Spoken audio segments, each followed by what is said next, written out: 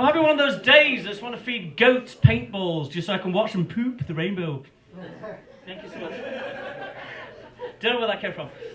So I reluctantly went to the doctor for a checkup the other day. You see, I think you're not ill until you go to the doctor, right? Because it's like, you know, you got like... is my microphone working? I'll do this. And now... No, it's the wrong... just went to lounge singer all a second.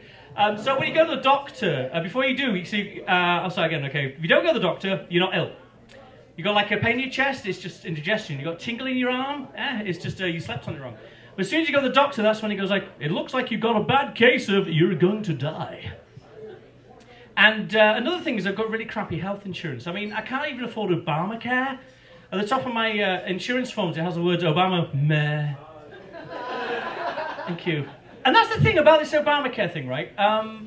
So you're telling me it's good because before Obamacare, I couldn't afford health insurance, but afterwards, I still can't afford health insurance, but I'm going to get fined for it. There's something wrong with that, I think. Now, the thing about having a really crappy health insurance, you can't be fussy about your doctors. Because my doctor's legit, but he does have his practice above a Chinese restaurant. It smells delicious, and for some strange reason, 10 minutes after I've left, I just want to go back there. And, I mean, he's legit. I mean, he's got all the stuff. He's got the metal clipboard, he's got the white coat, he's got the stethoscope with Fisher-Price written on it. And he showed me his PhD in fine art. Because he said that it doesn't matter what the PhD is, and you can always call yourself a doctor. And having really cheap insurance also means that you get, like, really crap... you can get, like... you're basically the second step after animal testing on drugs. Now, I've got this thing about testing on animals. Why do it? Because the drugs are for humans, aren't they? So test them on humans, you know? I mean, like, why not criminals? Like, for instance, I mean, I don't mean like the small-time criminals, like, they arrested me for first-time possession, man. Now they're injecting hairspray in my arm.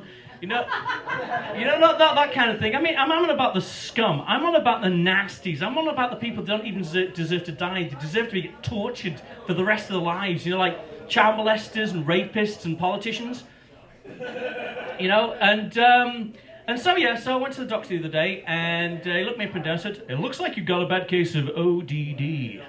I was like, okay, what's that stand for? No, OCD and ADD, what's ODD stand for?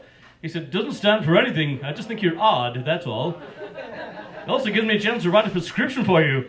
So it's really, really good stuff. No one else was going with that. And then the checkup was kind of weird. Well, I got there, he had me take my clothes off and then put on this like backless frock thing. It was a low-cut number with sprinkles on it and puffy sleeves. And then he did all the tests, the tapping on the chest and the stethoscope and stuff, and had me, go ah with my tongue sticking out, and then gently put his tongue on my tongue. But there you go. And then before I know it, he had his hand up my skirt and he called me junk. I was like, excuse me, mister, buy me dinner at least first. And then he said, I'm checking your glands. I said, oh, that's what your kids call it nowadays. Okay, and then it didn't end there. No, because I'm looking up and he's lubing these two fingers. I'm like, what are you doing? He says, I'm going to check your prostate. Okay, so exactly how do you plan on doing that then? He said, well, what I'm going to do is I'm going to lay you over the bed, I'm going to spread your legs slightly, I'm going to take these two fingers and I'm going to shove them up your anus. No, you are not, Mr. Man! I mean, I'm all about free sexuality and all that kind of stuff, but this exit is way out, sorry, exit only. It's exit only! That's how freaky it got like that. But then he laughed at me, he said, it's standard procedure. And I went, okay, but first can I have a few glasses of wine first? Maybe turn the lights down a little bit, and you could play a little bit of Barry White, maybe. And that, my friends, is how standard procedure has made it that I can't get the shower hot enough anymore.